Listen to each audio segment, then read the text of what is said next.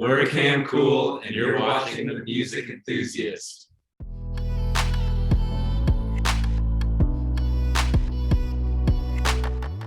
Hi, what's up? I'm Sarah from the Music Enthusiast, and today I'm here with Cam Cool. How are you guys? Good. So good. Can you guys introduce yourselves and what your roles are in the band? Yeah, I'm Tyler Cage. I play lead acoustic and sing. I'm Aaron, Tyler's twin. I play electric guitar and some keys and synth, and I sing also. My name is Chris Peranich, and I play the guitar. I'm Ian Shaw, and I play the bass. This is Denver. I love when pets make appearances. So sort of open this up. What was the first thing you guys listened to today? I got in my car and I listened through The Magician or The Party by Andy Shaw. I listened to the whole album on the way to work. I listened to a new album that I just found randomly because I like the album art, but it's Wilma Laverne Minor. I've actually listened to her. Yeah, she's good. It's called Used To. That one's awesome. Yeah. Cool. What did you listen to? I listen to it. Didn't listen to anything? Yeah, my aux is broken in my car. True. I don't listen. I listened to Nate Smith's new record while I was at work today. Oh, cool. Amazing. Obviously you guys met at birth. So how did you meet the other two? I played my first show ever in college, like 3 years ago. And it was just me and a girl. And I played this set and finished, and I wasn't feeling great about it. And Chris was in the headlining band. And I was like trying to like sneak out of the show because I was like kind of embarrassed. And he like stopped me as I was leaving. I was like, "Hey, you were awesome. We should jam sometime." And I was like, "Why would he want to do that with me?" Because he's incredible musician. And then we hung out once and tracked some stuff, and then it's been just great ever It's since. usually where they say the rest is history. Yeah, the rest is history. Yeah, and then It formed. Became cool. Yeah. It's usually where you'd say the rest is history, but for us, it's kind of like the rest is mystery. So we're not quite sure. Anyways. Nice. and then Ian and I worked together, and so it's always been us three, me and Tyler, and then Chris was like always our sound, like our direction with The arrangements and the glue. And then we were always like really particular about who else would be in the group. And then I met Ian the first day I met Ian, I just knew he was the one. And I said, "Hey, do you want to be in our band?" Actually, he asked if he could be in the band before I could get it out. And then, yeah, the rest is mystery. The rest is mystery. Amazing. So obviously you guys are a lot in a band. So do you guys ever have moments where your ideas don't line up? Every I would day, say, yeah. But it's I all think about it's waiting it like out. everyone here has way different styles, which is cool. Yeah. A lot of the times, because the end product is usually like, like a conglomeration of our brains, but obviously there's going to be some dissonance, some of Yeah. the Some skull button heads. clashing. Yeah, Tyler does most of the writing, and then Chris and I, and now Ian, kind of just take those ideas and kind of flesh them out and put them together. And so, I don't know. Tyler doesn't really care, honestly, what this sounds like. I feel like, which is nice. Yeah, So it's just really, down for the ride. he just kind of like puts us out there, and then we kind of just fight over it, what it's gonna sound like. But most of the time, it's smooth, and there's very little issues. But It's smooth jazz. yeah, smooth jazz. It ends up smooth. Yeah. That's really good. That's really good. You guys released your debut EP last year. So that, oh my God, the EP is so good. I've had it like on rotation, no joke. Oh my gosh. Thank you. Thank you. What Very was the creative process like for it? That one took forever. Yeah, and this was before Ian was around. We started in October. But the songs were written like pre-COVID, for the most part. And then, I mean, When the World is Thinking is a COVID song, but for the most part, it's all before. And I don't even think we were like thinking about recording that batch of songs, and then in October of 2020, we moved to Nashville, and our producer is here, and we started recording it in our basement, and it took almost like a full year to get it finished, just because with people getting COVID and trying to be safe and distance, and getting instrumentalists in and getting Chris, because Chris was still in Knoxville, getting Chris to Nashville. It took almost a year of getting it done and then putting it all out. But it was slow, but it was worth it. It was kind of weird. We never actually played the songs before they were written, recorded, and so we just kind of made it up as we went. It was a weird process. There were 4 more songs additionally that we had recorded that we just like don't play or have anymore. Like that, whenever COVID hit, we kind of scrapped everything that we had done and then kind of rethought it with those 6 songs. Yeah.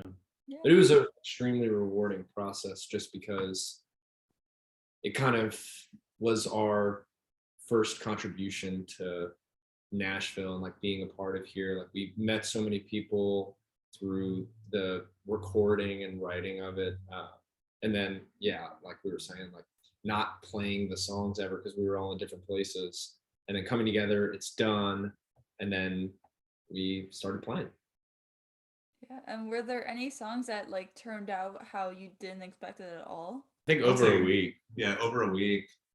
We kind of wanted it to be Definitely. this really stripped, chill song,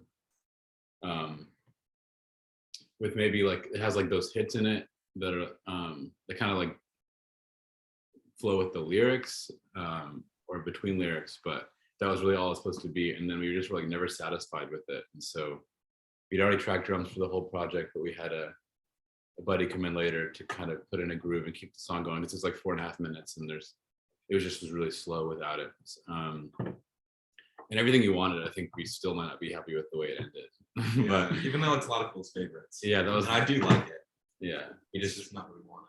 we would always be like, it needs something, and then we were just like, let's just put it out. We don't know what else to do. So, but yeah, I think it's good as it is, and I think we overthink production, and I think it needs to be this grand thing, but I think the songs are good enough at the core where we can just record them with us and just put it out how they are. And So how do you guys deal with overthinking when making songs? Do you just have to like stop yourself and be like, hey, like I could go on forever, like I just need to release this? well, with that, it was nice because we had a producer who's doing it. So when there's somebody else handling the music, it makes it easy to stop, because like we can just stop showing up or stop texting. We're working we're working on our next EP now in our basement, and that's going to be hard, I think, to stop. It's definitely the first EP that just came out was a huge learning process for us. Even though it was this, we cared about the song so much, there was a lot that we had to learn through doing that now that we're doing the second EP and we're on our own for most of the majority of stuff, since it's in our hands in our house, we're taking the knowledge from that and just really trying to like perfect it as much as we can here before we go and get it mixed or whatever we're going to do. But I think it's going to be a long process. I think we're just going to like keep hearing things and keep going down to the basement and adding it, and Chris is really particular about his guitar playing, and we'll like work on things just like parts for a long time, and it pays off in the long run. It's just a long process. It's a process. Yeah, But it's fun. yeah. It's so much fun.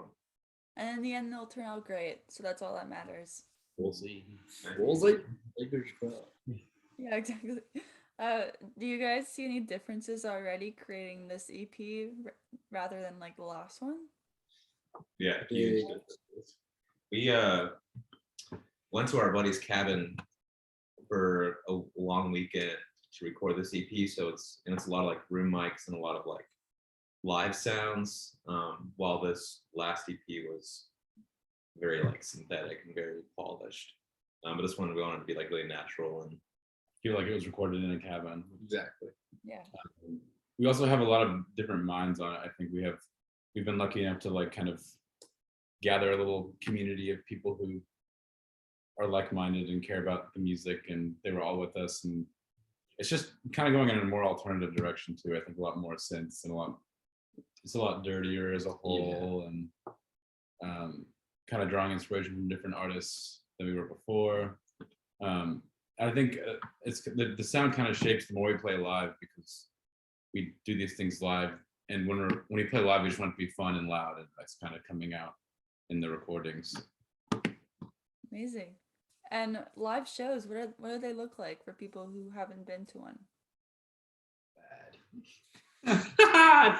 No, we're silly. yeah, That's we're our kind number one of goal.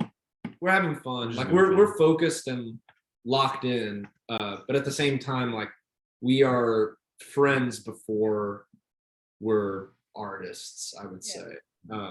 Like we're just like, we're all brothers, and everyone that's come in and has been a part of the creation of Cam Cool so far has been, so we've been really lucky to have them. So it's really just like hanging out with your friends and jamming, but we have like a set list and all that stuff. But it's pretty dynamic, I would say. We kind of want there to be a flavor for everybody, and so we have songs that are really stripped, just me and Tyler, which is the origin of the band, and then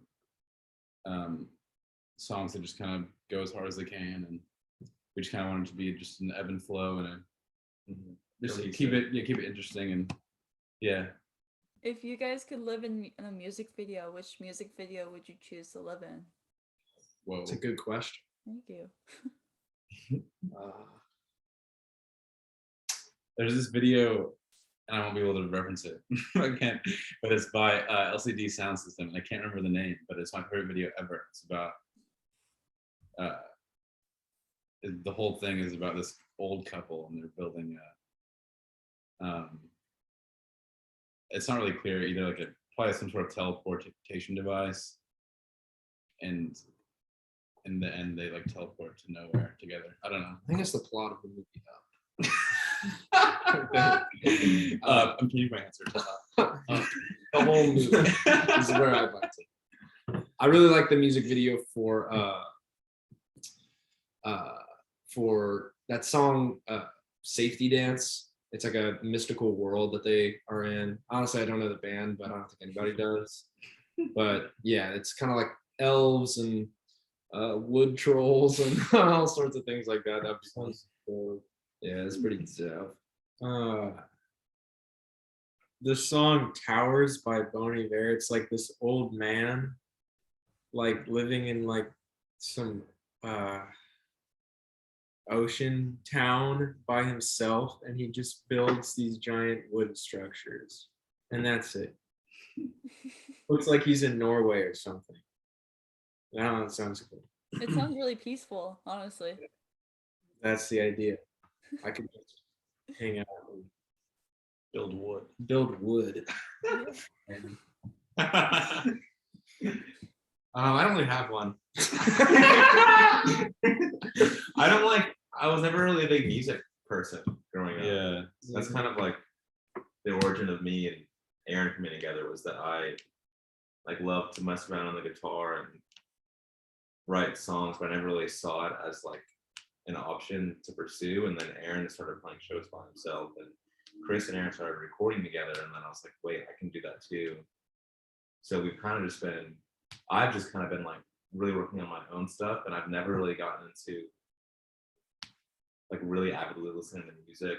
We grew up really sheltered, Aaron and I, and we only listened to Christian music or the radio. Yeah. Like the first 18, 20 years of our lives. I've just never really gotten into music as like a hobby, which is like something I'm like really trying to do this year. It's like really know a lot about. Yeah. I mean, I've like learned about a lot about the local scene, like listening to a lot of local artists, but I want to like branch out more for sure. Sounds good. So, who are your favorite up and coming artists right now? And Mercury. Yeah, nice. There's this guy, I don't know where he's from. His name is Keenan O'Meara, and he's insane. He writes like incredible songs, but he's got like 9,000 monthly listeners on Spotify. Mm. You know, Yeah. I've never heard you talk about that guy. Yeah, I mean, I've showed you his Yeah, you music. talk about all the time. Oh, cool. But yeah, back to Mercury. Our one of our good friends, Zach, plays for them, and they're local, and they never really, I guess, toured much, but they're opening for the Backseat Lovers on their tour. Oh, So that's so cool. go see them. They're amazing. That's They're sick. about to release some music that's gonna blow up. Yeah, change the world, Yeah, for real. it's really absurd. So Mercury is their name, Like the boy. like the planet. It couldn't be any more clear than that. Mhm. There's a guy here that we've been lucky to know. His name's Palmer Trees. It's his artist name, but he's like indie pop. He does it all himself in his room. It's very That's impressive. so cool. Yeah, Chris has got to play with him a little bit, but yeah, I love him and love his music. Amazing. Well, thank you so much for chatting with me, guys. I cannot wait to see what you guys do next. Thanks. Thank you so Thanks much. for having us. Yeah. No problem.